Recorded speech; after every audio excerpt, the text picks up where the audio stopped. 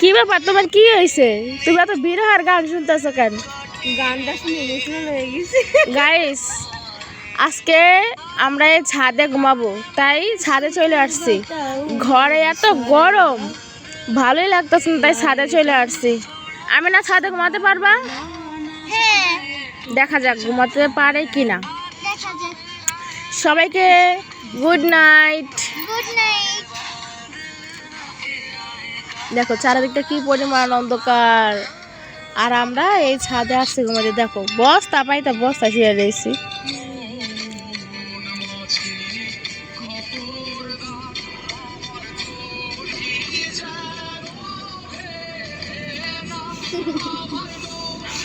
কি বিরহ গাইস, কো নৌকা কই?